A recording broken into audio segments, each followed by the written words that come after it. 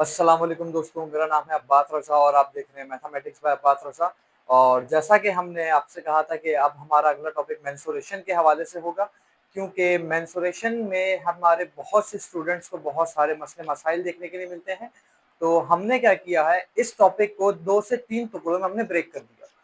पहले हम सिर्फ पढ़ेंगे 2D के बारे में और फिर 2D के हवाले से कुछ सवाल सॉल्व करेंगे। फिर हम पढ़ेंगे 3D के बारे में, फिर 3D के हवाले से कुछ सवाल सॉल्व करेंगे। ठीक है? और फिर हम एक वीडियो और बनाएंगे जिसमें हम सारे क्वेश्चंस को, जो कॉम्प्लिकेटेड क्वेश्चंस होते हैं, उन तमाम क्वेश्चंस को मिक्स करके एक वीडियो प्रॉपर बनाएंगे, जिसकी मदद से हमारा प्रॉपर मेंसुरेशन से माइंड क्लियर हो जाएगा। ठीक है? तो देखो, अभी फिलहाल हमारा जो टॉपिक है वो 2D के हवाले से है। 2D का मतलब होता है टू डायमेंशनल, कि जिसकी 2 डायमेंशंस हो।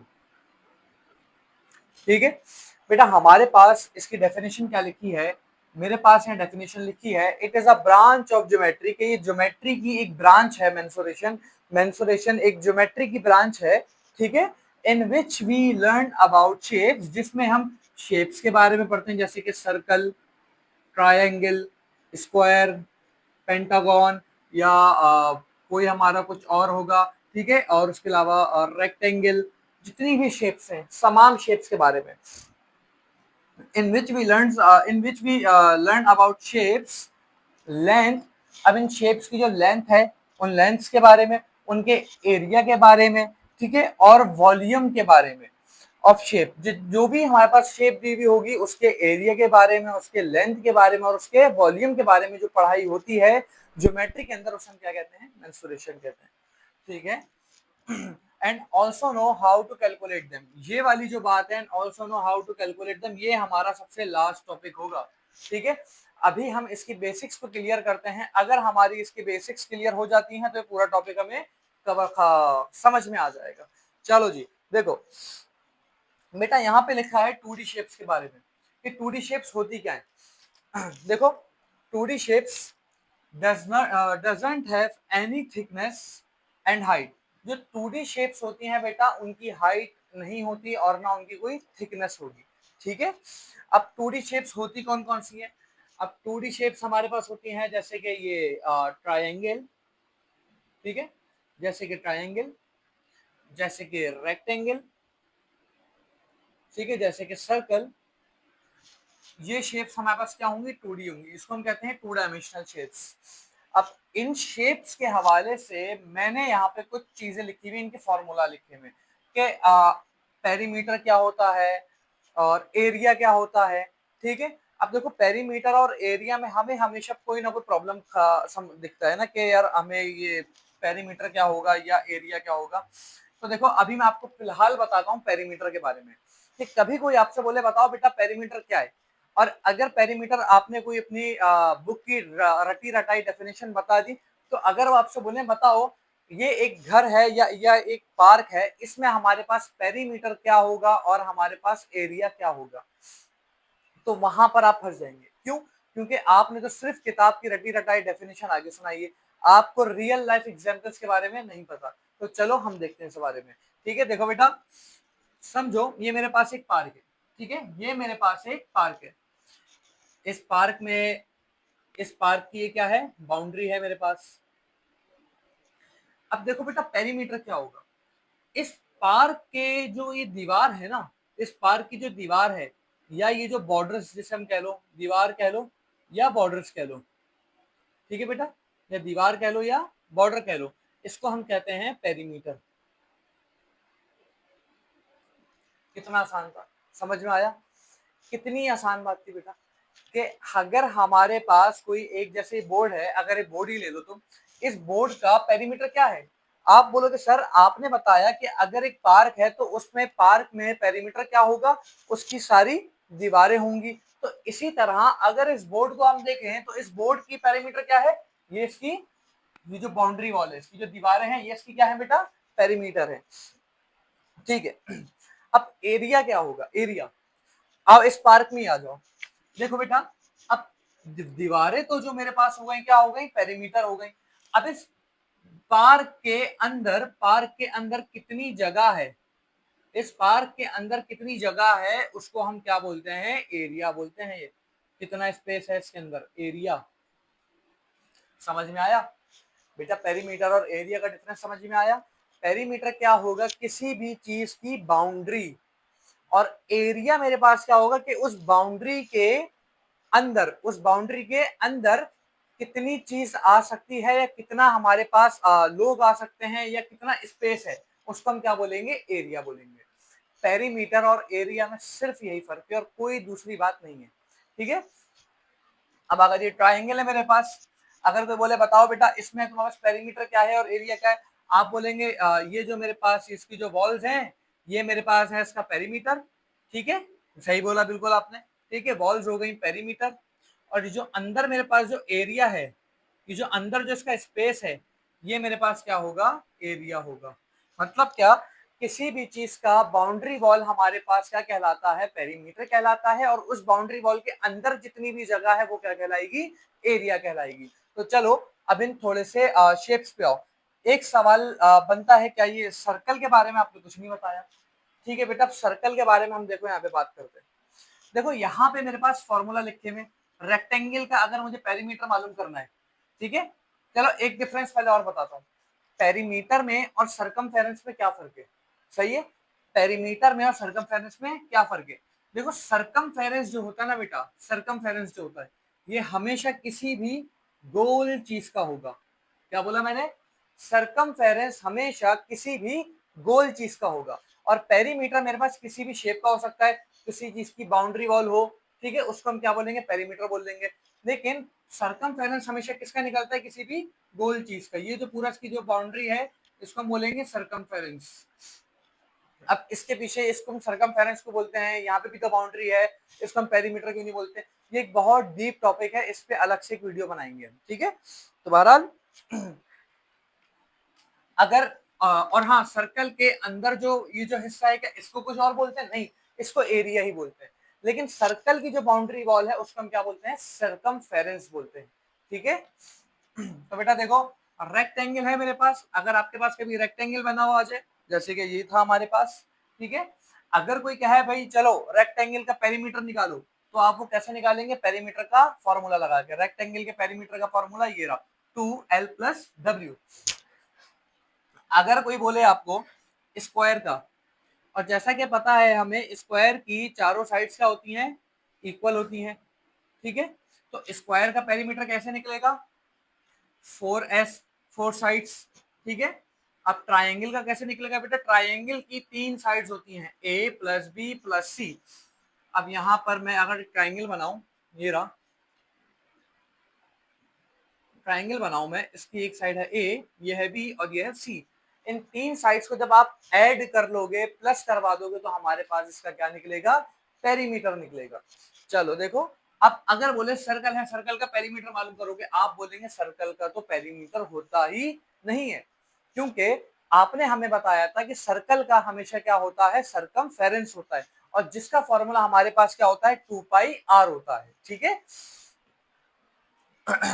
तो चलो, अब सरकमफेरेंस बेटा सिर्फ सर्कल का होगा, और बाकी एरिया के फॉर्मूले ये रखे हैं। रेक्टेंगल का एरिया का formula length multiply by width, square का होगा एस स्क्वायर, और मतलब साइड्स का स्क्वायर हो जाएगा, और ट्राइंगल का मेरे पास फॉर्मूला होगा 1/2 बेस मल्टीप्लाई बाय हाइट, और सर्कल का मेरे पास एरिया अगर निकालना होगा तो पाई आर स्क्वायर होगा।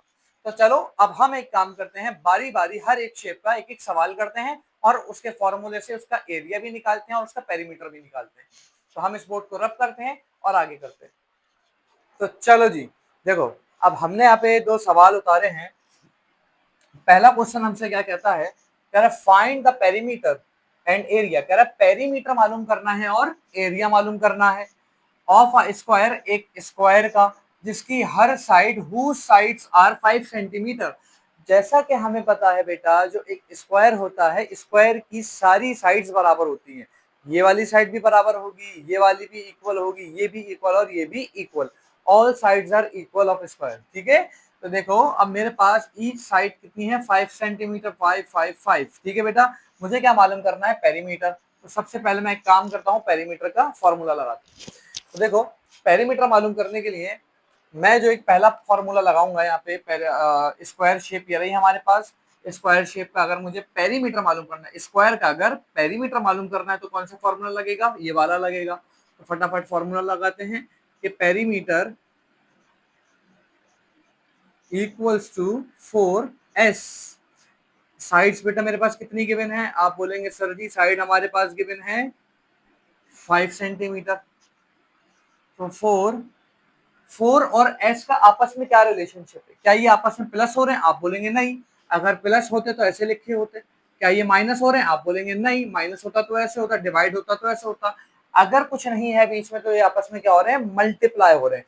तो हम इसको क्या लिखेंगे, 4 मल्टीप्लाई बाय एस, मेरे पास मतलब कि साइड कितनी है 5, 5 4 5 जा 20, 20 सेंटीमीटर। यूनिट बेटा सवाल में सेंटीमीटर से अगर दिया हुआ तो हम यूनिट भी क्या लगाएंगे, सेंटीमीटर लगाएंगे। और अगर यूनिट मेरे पास मीटर्स में है तो यहाँ पर भी क्या आएगा, मीटर्स आएगा।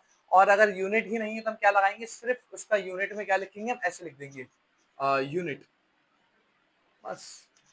चाहे फिर कुछ भी हमारे पास यूनिट आए, हम उसकी जगह अगर कोई यूनिट नहीं गिवन तो हम क्या लिखेंगे, सिर्फ यूनिट लिखेंगे, ठीक है। तो पेरीमीटर मेरे पास निकल गया 20 सेंटीमीटर। अब मैं क्या निकालूंगा, इसका एरिया निकालेंगे। एरिया निकालने का, स्क्वायर का एरिया निकालने का फॉर्मूला क्या है, एस का square. Area is equal to S square. Area equal to S, बेटा मेरे पास कितना है 5 सेंटीमीटर, 5 का स्क्वायर हो जाएगा, ठीक है। और इसका यूनिट क्या था, सेंटीमीटर। चाहो तो आप बेटा यूनिट के साथ भी लिख सकते हैं, चाहो तो आप यहाँ पर भी यूनिट लगा सकते हैं कि 5 सेंटीमीटर लिखा था ना, तो 5 सेंटीमीटर, 4 5 का 20 सेंटीमीटर, ठीक है। अब यहाँ पर आ गए। अब देखो 5 सेंटीमीटर स्क्वायर, इसका मतलब क्या है, ये जो स्क्वायर है, जो ऐसे लिखा है 5 सेंटीमीटर स्क्वायर, ये स्क्वायर 5 पर भी जाएगा और ये स्क्वायर सेंटीमीटर पर भी जाएगा। 5 का स्क्वायर का मतलब क्या होता है, 5 मल्टीप्लाई बाय 5। 5 को लिखो 2 बार मल्टीप्लिकेटिव फॉर्म में, ठीक है, और सेंटीमीटर के ऊपर स्क्वायर आ जाएगा, ठीक है। तो मेरे पास क्या बना, 5 का स्क्वायर 25 और ये हो गया centimetre square, 25 centimetre square. Area मेरे पास क्या निकला, 25 सेंटीमीटर स्क्वायर। चलो देखो, अब बारी है दूसरा सवाल की। दूसरे सवाल में मुझे थोड़ा सा घुमाने की कोशिश की है। तो देखो हमारे पास पेपर में ऐसे सवाल तो नहीं आते, क्योंकि इतने आसान सवाल तो बहुत छोटी क्लासेस में आते हैं, तो हमें थोड़े से घुमा फिरा के सवाल दिए जाते हैं। यहाँ पे क्या है, कह रहा है अगर आपके पास if the perimeter of a square room, कह रहा है एक रूम है स्क्वायर की शेप का जिसकी चारों साइड्स इक्वल हैं, ठीक है, जिसकी चारों साइड्स इक्वल हैं। इफ द पेरीमीटर, अच्छा पेरीमीटर उसका कितना गिवन है बेटा मेरे पास 36, कह रहा है if the perimeter of a square room is 36 centimetre 36 metre. कह रहा है एक रूम है स्क्वायर शेप का, उसका पेरीमीटर कितना है 36 मीटर। तो इन्होंने मुझे क्या बताया हुआ है, पेरीमीटर गिवन है मेरे पास पेरीमीटर पी गिवन है, ठीक है भाई। तो कह रहा है what is the length of each side, कह रहा है हर कमरे की हर एक दीवार का क्या साइज होगा, कितने क्या लेंथ है उसकी, कि उसका पेरीमीटर यहाँ पे 36 निकला है, ठीक है। पहले हमें क्या था, एक साइड बताई हुई थी कमरे की, है ना, और उसकी मदद से हमने क्या निकाला, पेरीमीटर निकाला। लेकिन इस बार हमें उन्होंने पेरीमीटर बता दिया और बोला है कमरे की हर दीवार का साइज बताएं। तो चलो फिर, पेरीमीटर का फॉर्मूला स्क्वायर का क्या था बेटा, 4s, ठीक है। Perimeter equals to 4s। आप बोलेंगे सर हमें तो सवाल में पेरीमीटर गिवन है, मैं बोलूंगा हाँ जी हाँ बिल्कुल गिवन है। पेरीमीटर बेटा कितना गिवन है, 36 गिवन है, और यहाँ पर आ गया 4s। हमें क्या मालूम करना है, हमें मालूम करनी है साइड्स। कमरे की स्क्वायर शेप का जो रूम है, हमें उसकी क्या मालूम करनी है, साइड्स। साइड्स मतलब एस मालूम करना है हमें उसका। तो जो भी चीज बेटा हमें मैथ्स में मालूम करनी होती है, एक बात और, जो भी चीज हमें मैथ्स में मालूम करनी होती है उसको हम हमेशा क्या रखते हैं, अकेला करते हैं। कैसे, देखो एस मालूम करना है, इसको क्या करेंगे, अकेला। 4 और एस का आपस में क्या रिलेशन है, मल्टीप्लीकेशन का। उधर जाकर वो क्या हो जाएगा, डिवाइड हो जाएगा। तो यहाँ पे मेरे पास 36/4 इज इक्वल्स टू एस बना, है ना। अब देखो 4 1 जा 4, 4 9 जा 36। तो एस मेरे पास कितना निकला, s इज इक्वल टू 9। सवाल में क्वेश्चन में यूनिट कौन सा दिया है, आप बोलेंगे सर जी मीटर दिया है, तो यहां भी क्या लिखूंगा 9 मीटर। इट्स मीन हर एक बॉल 9 मीटर की है, जब भी हमारे पास पेरीमीटर इसका क्या निकला था 36 निकला था।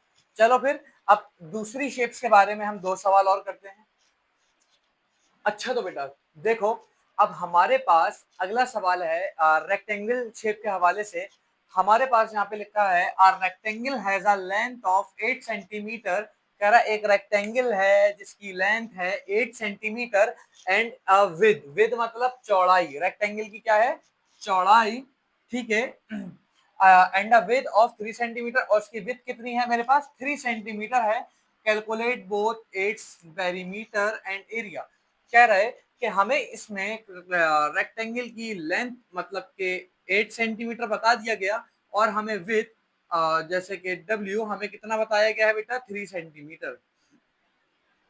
कह रहा है अब आप इसका पेरीमीटर मालूम करें, और इसका क्या मालूम करना है विद मालूम नहीं, पेरीमीटर है और एरिया है, पेरीमीटर और एरिया मालूम करना है, ठीक है। तो चलो देखो, तो सबसे पहले हम मालूम करते हैं पेरीमीटर मालूम करते हैं। चलो जी, पेरीमीटर का फॉर्मूला लगाएंगे। पेरीमीटर इक्वल्स टू, रेक्टेंगल का पेरीमीटर का फॉर्मूला है 2l plus W, 2l plus W, ठीक है। पेरीमीटर 2 अपनी जगह पे एज इट इज आएगा, ठीक है, 2 अपनी जगह पे एज इट इज आएगा। l मेरे पास कितना है बेटा 8 है, l की जगह पे l की वैल्यू प्लस का साइन ऐसे ही नीचे, w की जगह w की वैल्यू 3 आ गई। चलो 8 प्लस 3 कितना हो गए 9 10 11, ठीक है। तो मेरे पास यहाँ पर क्या बना 2 बाहर ऐसे ही रहेगा बेटा। पहले हम क्या सॉल्व करते हैं ब्रैकेट 9 10 11, यहाँ पर आया 11। अब 2 इस पूरे ब्रैकेट से क्या हो रहा है, आप बोलेंगे मल्टीप्लाई, तो ठीक है फिर मल्टीप्लाई करवाते हैं। 2 1 जा 2 और 2 1 जा 2, तो मेरे पास पेरीमीटर क्या निकला 22 मीटर्स में दिया हुआ मुझे सवाल, सेंटीमीटर्स में, सेंटीमीटर्स, वरना 2 11 जा 22 ऐसे भी कर सकते हो आप, ठीक है बेटे। तो मेरे पास यहाँ पे सिर्फ क्या निकला है पेरीमीटर निकला है। अब इसका जल्दी से स्क्रीनशॉट ले लो या जल्दी से इसका कॉपी कर लो पॉज करके, ताकि फिर आप इसका एरिया निकालें।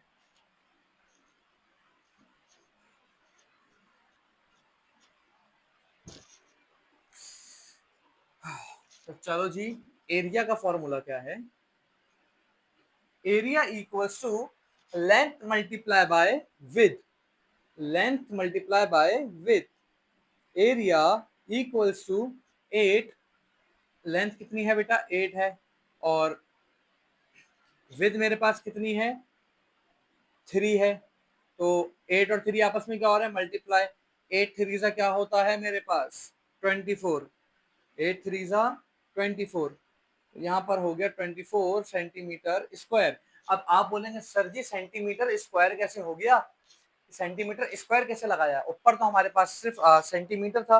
तो देखो सेंटीमीटर स्क्वायर कैसे लगा, देखो बेटा यहाँ पे लेंथ कितनी थी 8 सेंटीमीटर, विड्थ कितनी थी 3 सेंटीमीटर, 8 3 से 24 तो हुआ। अब यूनिट से यूनिट भी मल्टीप्लाई होता है, सेंटीमीटर मल्टीप्लाई बाय सेंटीमीटर। अब सवाल उठता है यूनिट से यूनिट कैसे मल्टीप्लाई हो सकता है, तो देखो कैसे होता है।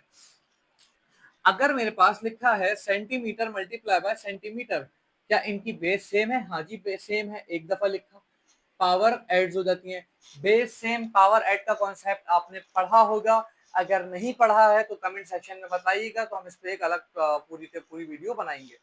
तो देखो centimetre base same power add, 1 + 1 क्या हो गया मेरे पास 2 हो गया सेंटीमीटर स्क्वायर।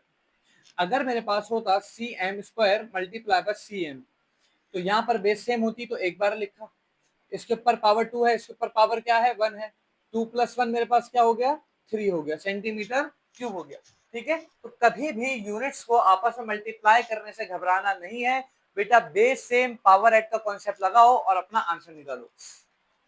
तो बहरहाल मेरे पास यहाँ पर इसका एरिया भी निकल गया और पेरीमीटर भी निकल गया। पेरीमीटर मेरे पास इसका निकला था 22 और एरिया निकला है 24। अब आएंगे अगले सवाल पे। यहाँ लिखा है the area of a rectangular courtyard is 48 metre square if its length is 8 meter, find its width and its perimeter. ठीक है, देखो अगर हमारे पास एक रेक्टेंगल शेप है,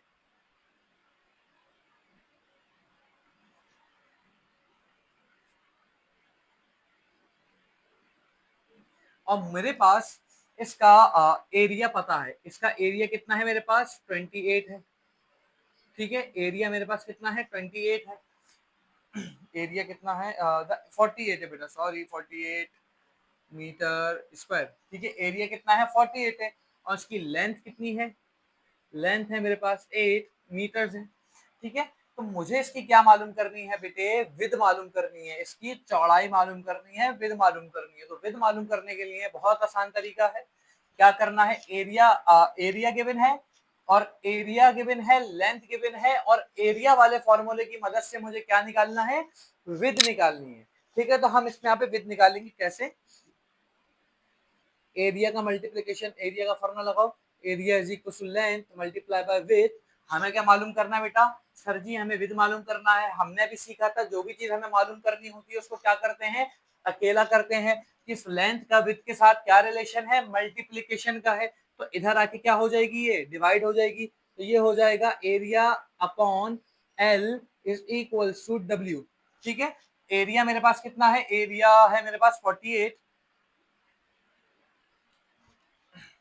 एरिया है मेरे पास 48,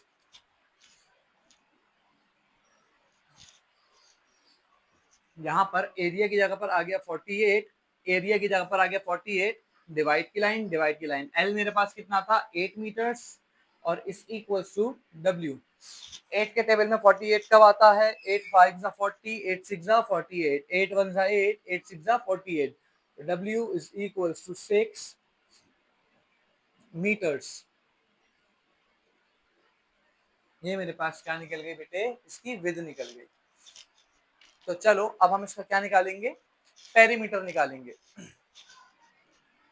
अब मुझे विद कितना पता चल गया 6, यहाँ पे लिख लेते हैं कि विद है मेरे पास 6 मीटर, क्योंकि अभी मुझे यहाँ पे इसकी जरूरत पड़ेगी, तो विद के लिए हमने यहाँ पे लिख लिया। चलो भाई, पेरीमीटर का फॉर्मूला क्या था, 2l plus W, P is equal to 2l plus W.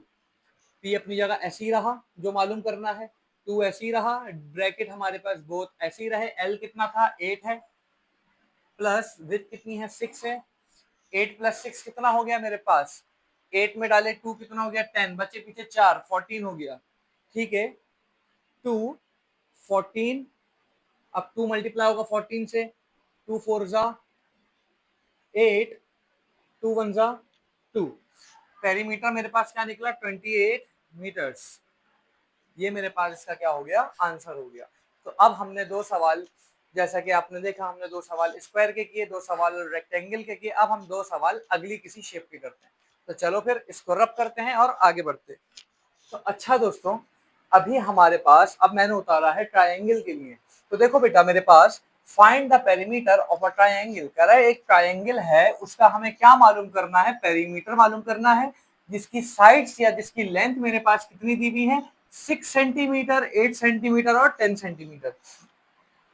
अच्छा देखो, अक्सर बच्चों को जो प्रॉब्लम आता है बोलते हैं सर हमें तो पता है, ठीक है पेरीमीटर का फॉर्मूला है, अच्छा बेटा मैं पी शॉर्ट फॉर्म लिख रहा हूँ, ठीक है, पूरा पेरीमीटर नहीं लिख रहा, सिर्फ पी लिख रहा हूँ कि पेरीमीटर ट्राइंगल, ट्राइंगल के पेरीमीटर का फॉर्मूला होता है ए प्लस बी प्लस सी।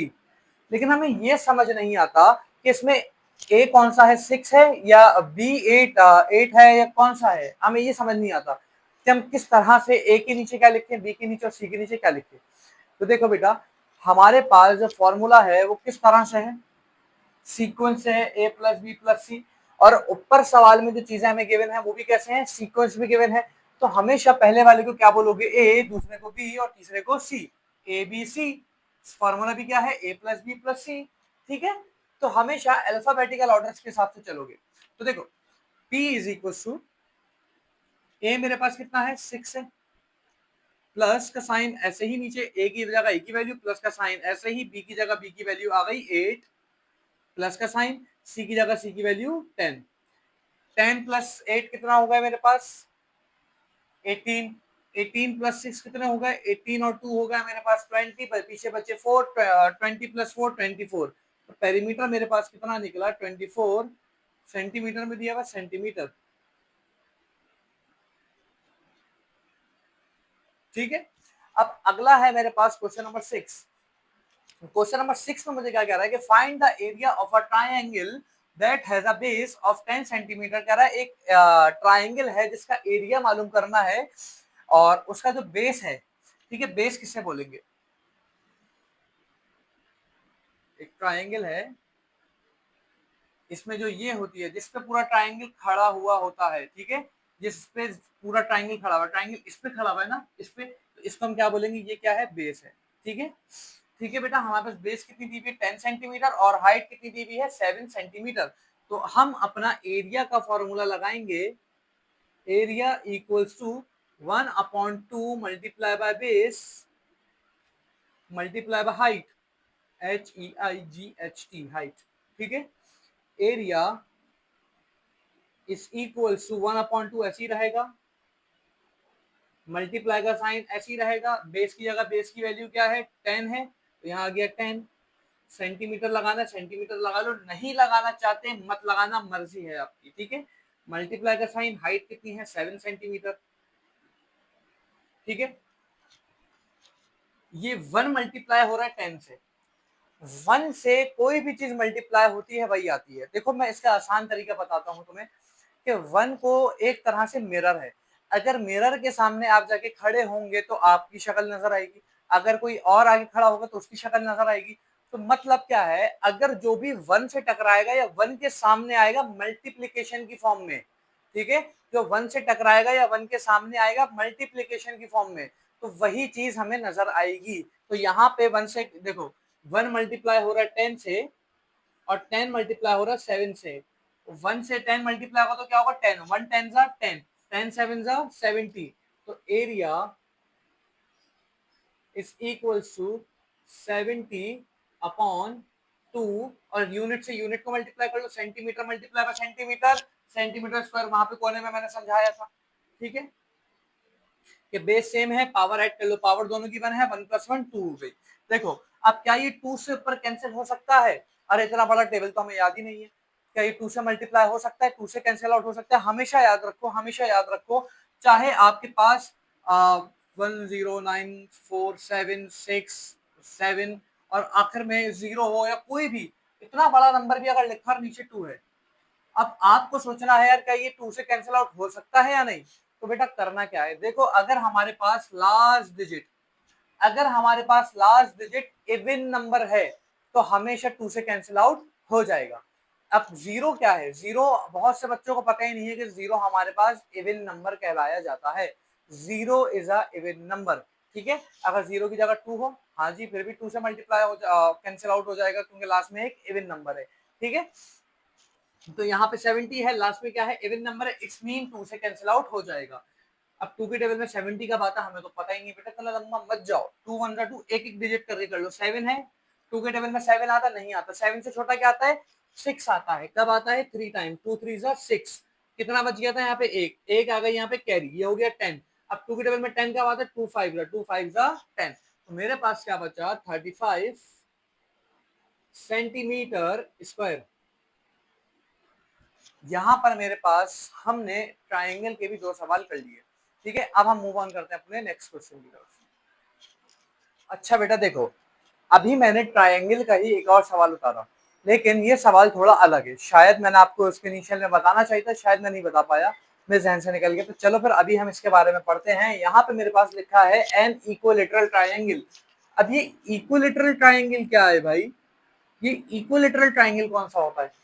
इक्विलेटरल ट्राइंगल एक ऐसे ट्राइंगल को बोलते हैं जिसकी तीनों साइड्स ए बी सी ये क्या हो? बराबर हो। मतलब कि A is equal to B is equal to सी।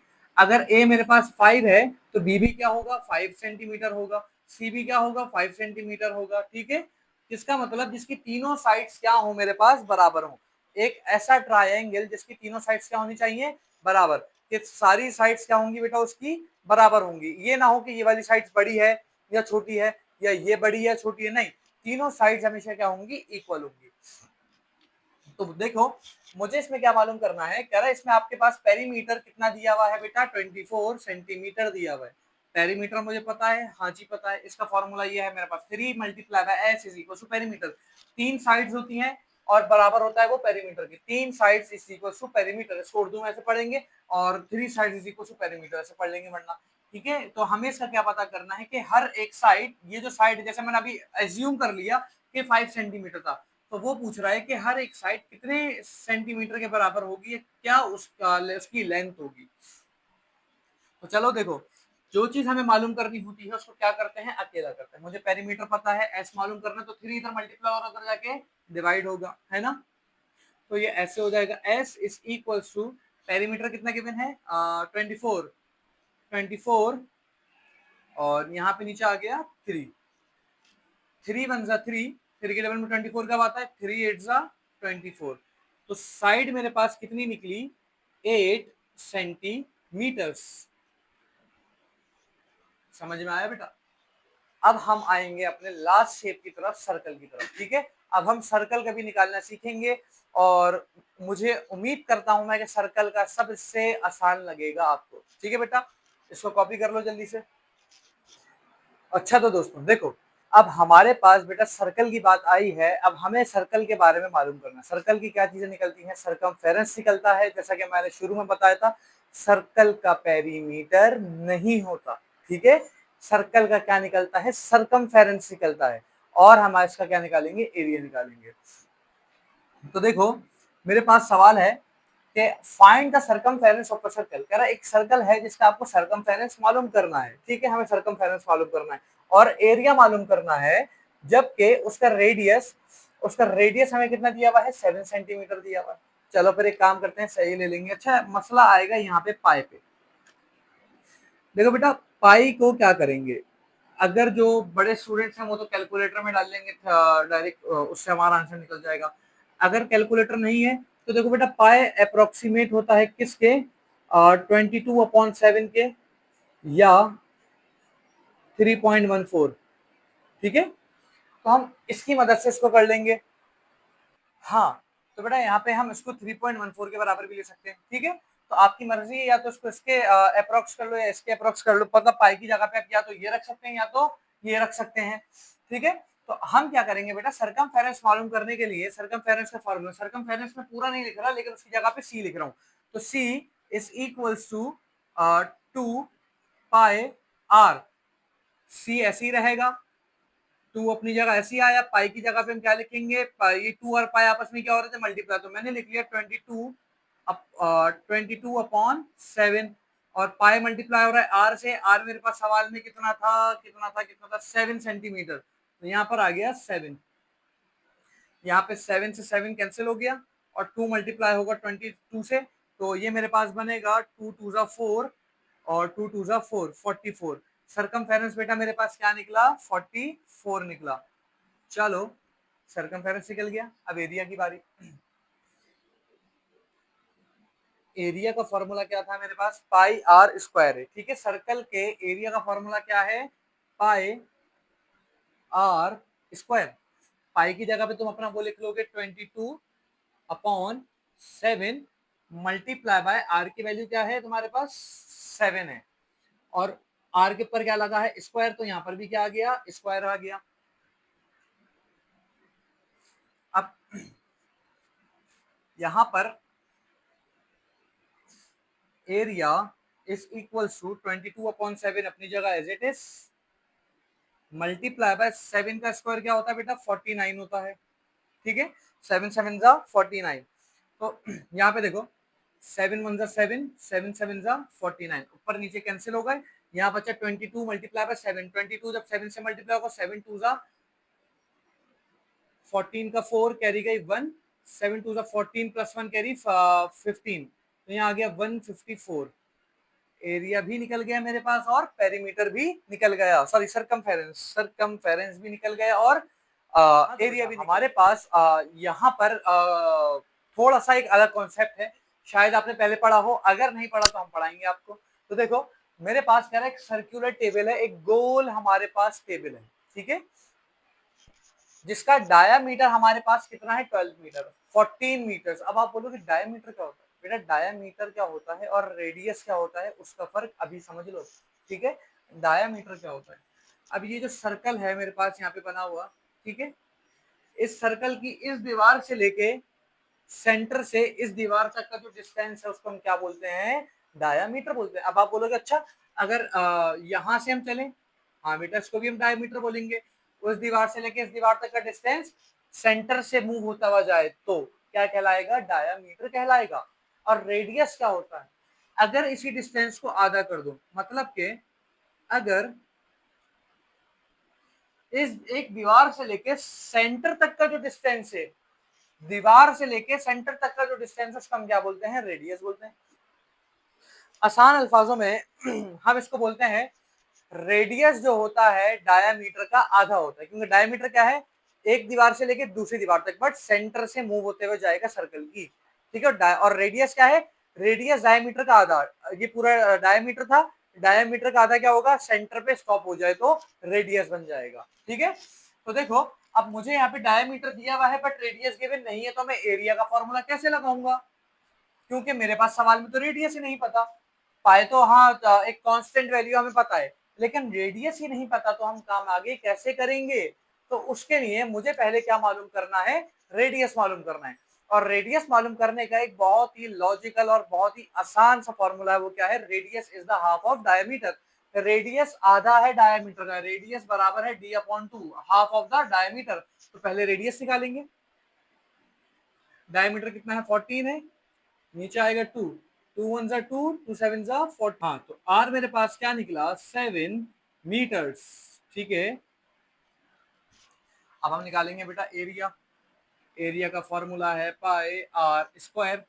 पाई मेरे पास हमें पता है 22/7 मल्टीप्लाई बाय आर कितना है? 7 है, और 7 के ऊपर क्या है? स्क्वायर है। तो ये मेरे पास हो जाएगा 22/7 मल्टीप्लाई बाय 7 का स्क्वायर क्या होगा? 49। 7 1 7, 7 7 49। क्या बचा? Area is equal to 22 multiply by 7, 7 2 14, और ये बताता हूँ मैं इसका। 7 2 14 का 4 कैरी गई 1, 7 2 14 और ये 15, 154। एरिया भी बेटा मेरे पास क्या निकला? 154 निकला। तो उम्मीद करता हूं कि आज का आपको जो लेक्चर था हमारा मेंसुरेशन का समझ आया होगा, और इस पे हमारे कुछ पार्ट्स में वीडियोस आएंगी, क्योंकि ये टॉपिक कोई छोटा मोटा टॉपिक नहीं है और ये बहुत ही बेसिक लेवल का कॉन्सेप्ट था, ठीक है। अभी हम इसमें एडवांस लेवल तक जाएंगे, यहाँ तक कि ओ लेवल्स और आईजीसीएसई आगा खान बोर्ड की तरफ जाएंगे। लेकिन अगर आपको मेंसुरेशन पढ़नी है तो आपको ये सारी चीजें पता होनी चाहिए। तो अगली वीडियो में हम 3D कॉन्सेप्ट की बेसिक वीडियोस, बेसिक बातें करेंगे। देन उसके बाद हम एडवांस क्वेश्चंस पे आएंगे और एडवांस बातों पर आएंगे, ठीक है। अगर आपको इसको समझने में कोई भी मसला आया हो या कोई भी लगा हो कि नहीं यहाँ पे कुछ और होना चाहिए था, या कोई सवाल हो, तो आप हमसे कमेंट सेक्शन में पूछ सकते हैं। और जाते जाते हमारे चैनल को सब्सक्राइब करते जाइएगा। अल्लाह हाफिज।